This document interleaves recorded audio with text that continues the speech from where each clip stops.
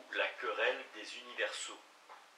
L'histoire et description de l'individuel à travers des universaux, l'affirmation de Paul Veyne, désigne clairement l'une des tensions premières auxquelles se trouve affrontée la connaissance historienne, habituée à manier comme si elle allait de soi des catégories apparemment stables et invariantes. Or, après Foucault et ou Elias, il est devenu impossible de considérer les objets historiques, quels qu'ils soient, comme des objets naturels, dont seules varieraient les modalités historiques d'existence. Derrière la commodité trompeuse du vocabulaire, il faut reconnaître non des objets, mais des objectivations, produites par des pratiques différenciées, qui construisent à chaque fois des figures originales, irréductibles, les unes aux autres. Dans ce monde, on ne joue pas aux échecs avec des figures éternelles. Le roi, le fou, les figures sont ce que les configurations successives sur l'échiquier font d'elles. Deux commentaires à ce propos. Le premier pour marquer que le constat de cette variation des objectivations historiques ne doit pas être confondu avec une évaluation des concepts des historiens tenus pour nécessairement flottants parce que sublunaires.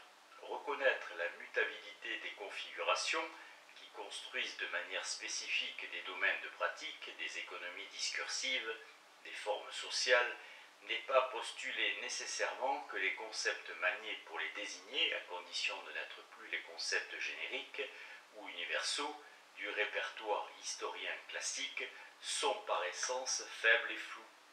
Seconde notation, c'est à partir de la même image du jeu, la partie de cartes ou le jeu d'échecs, que Norbert Elias explicite le concept majeur de toutes ces analyses, celui de figuration, rendu en français par formation ou mieux par configuration, constellation, dispositif.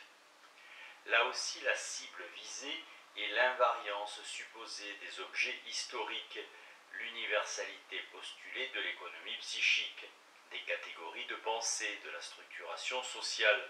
Pour Elias, au contraire, c'est la modalité propre des relations d'interdépendance qui lie les individus les uns aux autres dans une formation donnée qui définit la spécificité irréductible de cette formation ou configuration. De là, les figures à chaque fois singulières des formes de domination, des équilibres entre les groupes, des principes d'organisation des sociétés.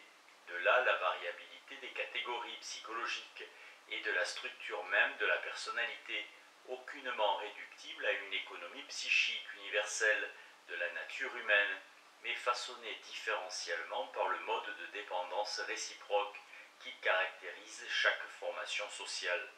De là enfin la découpe concrète, objective des formes sociales elles-mêmes par le croisement de pratiques interdépendantes.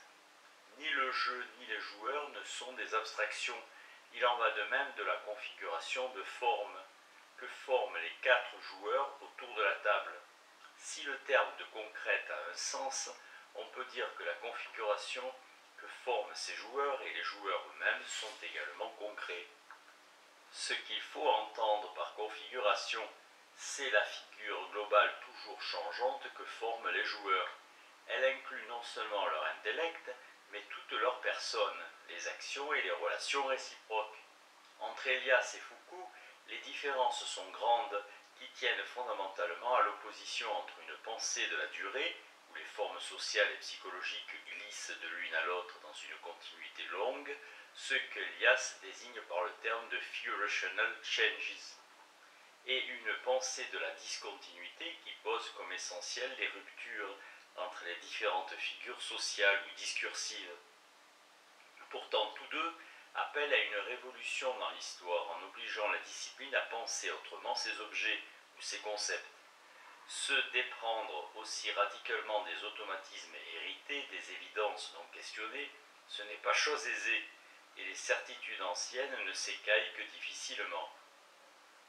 Même chez les mieux intentionnés, les faux objets naturels font naturellement retour, comme si l'évidence première selon laquelle l'État, la médecine, la folie, cela existe bien et de tout temps, constituait l'obstacle principal qui empêche de construire, dans leur variabilité les objectivations historiques comme corrélats des pratiques, du narratif ou les pièges du récit. Des questions à l'ordre du jour parmi les historiens, celle des formes de l'écriture historique elle-même est sans doute l'une des plus vives et aussi l'une de celles que la référence philosophique peut aider à constituer avec une plus grande pertinence. On sait le débat ouvert par le diagnostic qui a voulu caractériser l'histoire en ses tendances les plus neuves comme un retour au récit, à la narration et corollairement comme un abandon de la description structurale des sociétés. Deux postulats fondent un tel constat. D'abord que ce reflux vers le récit signifie un renoncement aux explications cohérentes et scientifiques, en particulier à celles fournies par les causalités économiques et démographiques. Ensuite que cette élection d'un mode particulier d'écriture historique, qui consiste à organiser la matière selon l'ordre continu de la chronologie, est à mettre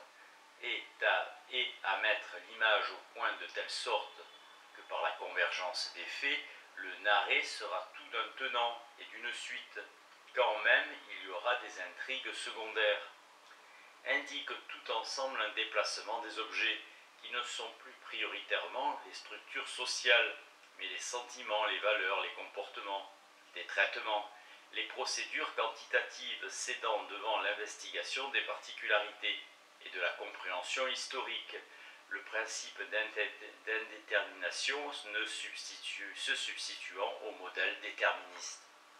Un semblable diagnostic paraît doublement hâtif. D'une part, là où il pense identifier un retour du récit dans une histoire qu'il aurait disqualifiée et abandonnée, il faut reconnaître avec rigueur l'inverse, c'est-à-dire la pleine appartenance de l'histoire en toutes ses formes, même les moins événementielles, même les plus structurales, au champ du narratif.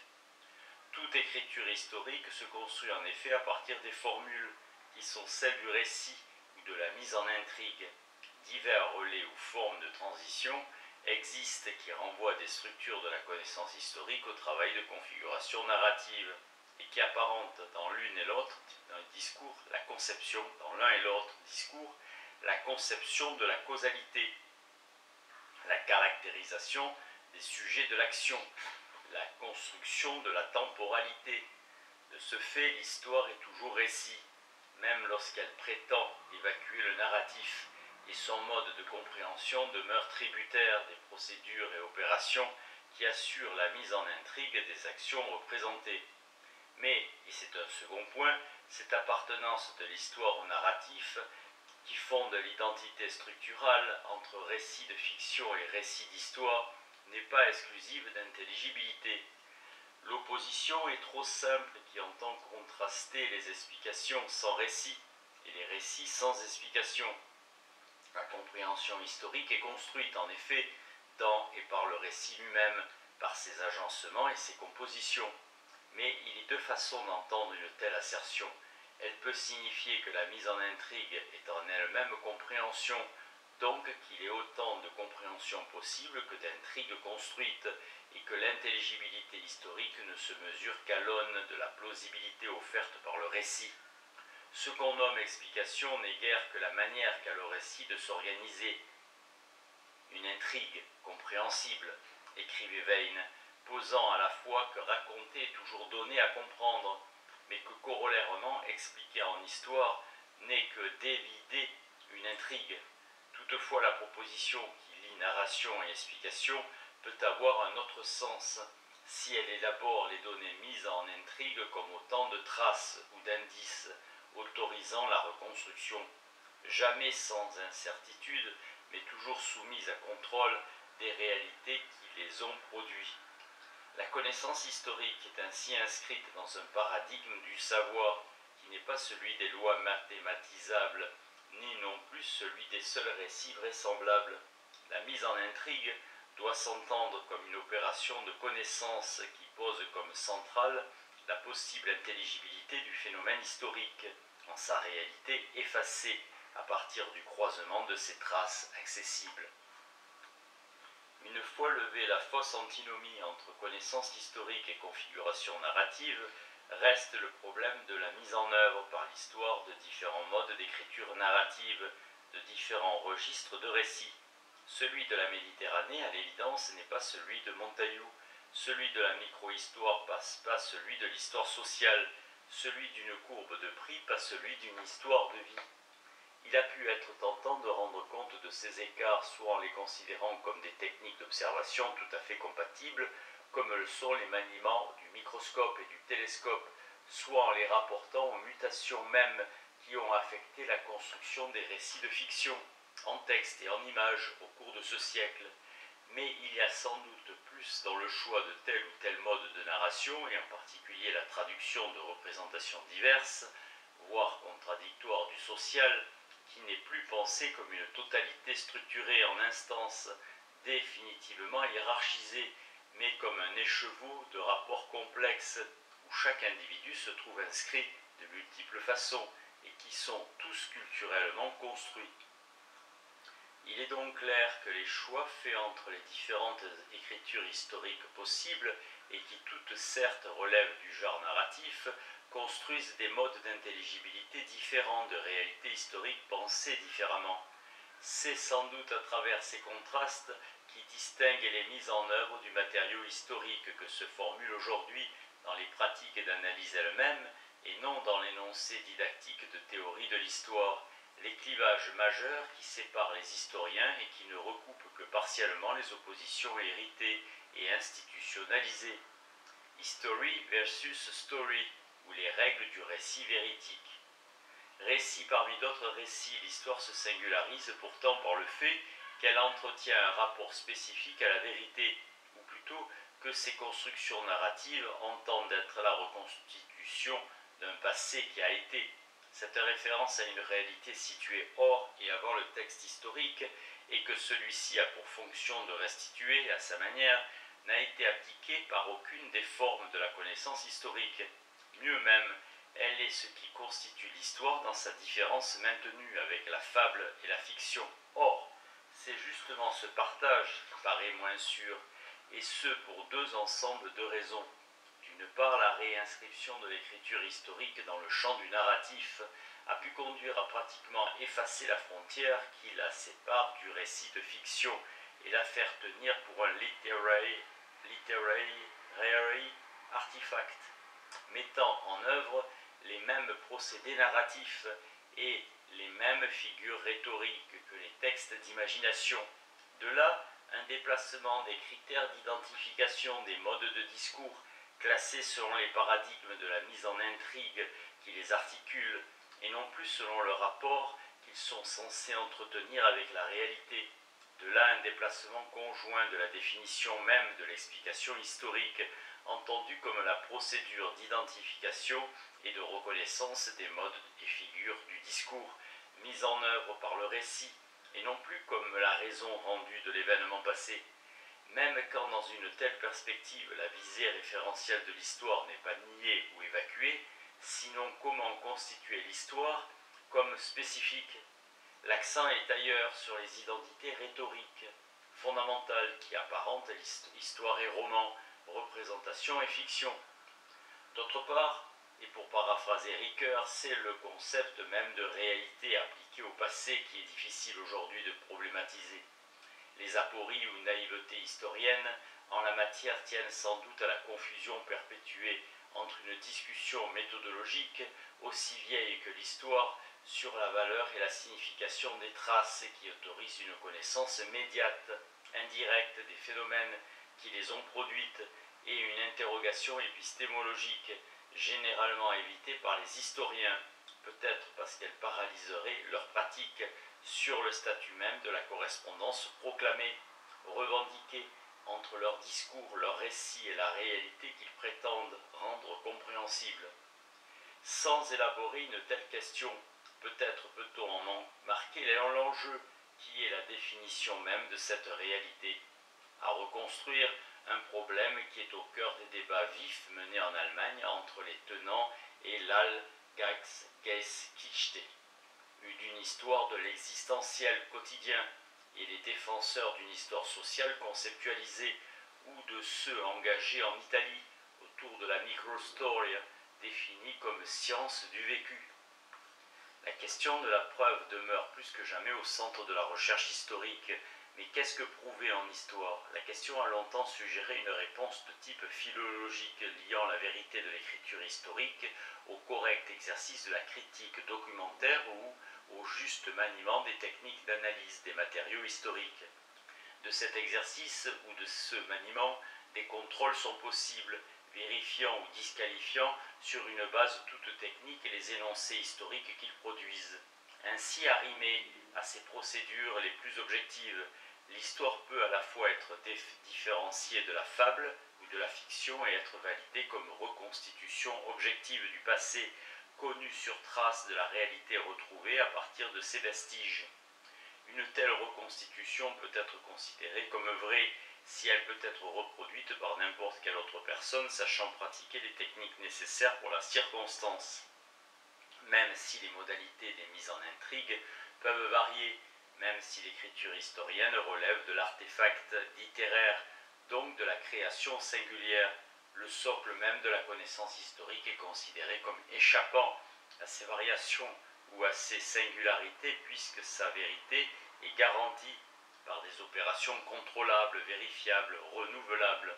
Soit, là est la contrainte première du discours historique, reconnue même par ceux qui sont les moins enclins à le tenir pour scientifique. En abandonner les réquisites serait en effet détruire l'idée même de savoir historique. Pourtant, l'expérience de chacun indique clairement qu'une assurance en l'objectivité des techniques propres à la discipline, qu'elles soient philologiques, statistiques, informatiques, ne suffit pas à lever les incertitudes inhérentes au statut de la connaissance qu'elle produit, dite indirecte, indicielle et conjecturale. La question à laquelle se trouve affrontée l'histoire aujourd'hui est celle du passage d'une validation du discours historique sur le fondement du contrôle des opérations qui le fondent et qui ne sont en rien moins qu'arbitraires à un autre type de validation permettant de tenir pour possible, probable, vraisemblable les rapports postulés par l'historien entre les traces documentaires et les phénomènes dont elles sont l'indice ou dans un autre vocabulaire, les représentations aujourd'hui manipulables et les pratiques passées qu'elles désignent. Formuler ainsi le problème de l'histoire comme récit véridique et du même coup poser tout un ensemble de questions qui concernent aussi bien la pertinence et la représentativité des traces accessibles, problème que ne suffit peut-être pas à régler un concept paradoxal comme celui d'exceptionnel normal, que la manière d'articuler la relation entre représentation des pratiques et pratique de la représentation. Tous les débats noués en Italie surtout à propos du paradigme de l'indice, ses mérites ou ses faillites, me semblent en fait renvoyer à la double opération qui fonde tout discours historique. Constituer comme des représentations les traces de quelque ordre qu'elles soient, discursifs, iconographiques, statistiques, qui signalent les pratiques constitutives de toute objectivation historique.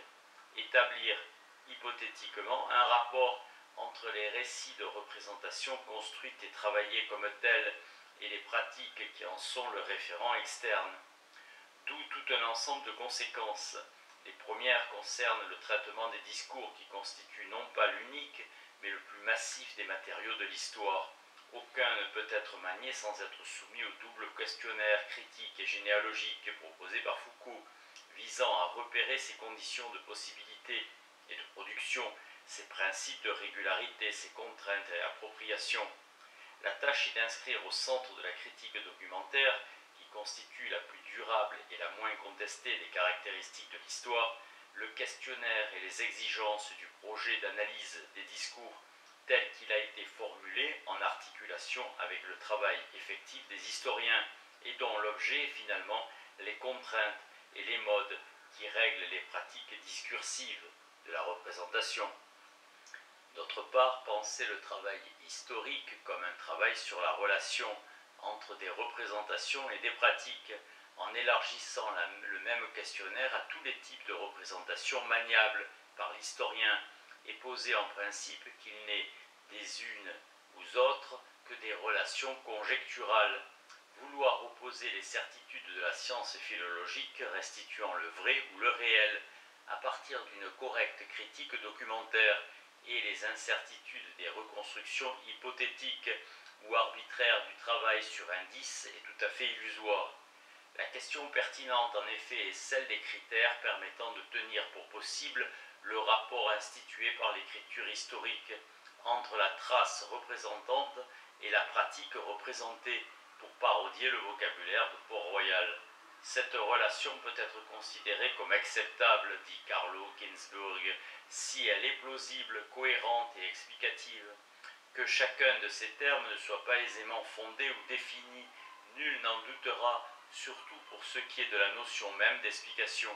Toutefois, ils indiquent les lieux des contrôles possibles que tout énoncé historien, Et écrire l'histoire avec de telles catégories paraîtra peut-être décevant et très en recul par rapport à la visée de vérité qui a constitué la discipline elle-même. Toutefois, il n'est pas d'autre voie, sauf à postuler, ce que peut entendre faire, je crois, soit l'absolu relativisme d'une histoire, qui n'est que fiction, soit les illusoires certitudes d'une histoire définie comme science positive. Histoire et philosophie, ébrécher des certitudes. Pour un historien, penser le rapport entre les deux disciplines est d'abord poser une question toute de pratique et d'utilité. En quoi et comment la réflexion philosophique permet-elle de mieux élaborer les problèmes sur lesquels bute aujourd'hui tout travail historique, concret et empirique? L'interrogation sur l'histoire a sans doute souffert de n'être longtemps qu'un discours d'historien généralement normatif, énoncer ce que l'histoire devait être ou n'être plus, ou explicatif indiquant comment elle procédait face aux documents, ou du moins comment elle croyait procéder. De là l'évacuation de questions pourtant essentielles pour constituer la discipline elle-même, celle du découpage de ces objets, de ces formes narratives, de ces critères de validation.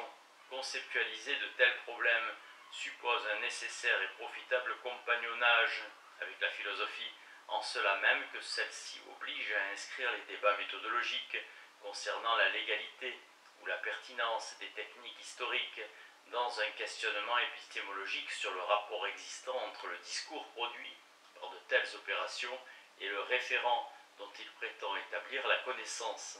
La tâche suppose sans doute l'abandon de certaines postures naturelles à chaque tradition disciplinaire, le mépris de l'empirique, identifié à l'historique d'un côté, et de l'autre l'ostentation d'un réel bien réel, considéré comme à portée de documents, supposé lisible à archives ouvertes, ébrécher ces certitudes, parfois hautement revendiquées, mais le plus souvent acceptées spontanément comme allant de soi, requiert d'abord que soit constituée l'histoire comparée de leur institution, donc celle de l'établissement des identités disciplinaires. Ensuite, que soient construites historiquement les questions de la philosophie, à commencer par celle de sa propre histoire, et élaborer philosophiquement les difficultés de la pratique historienne.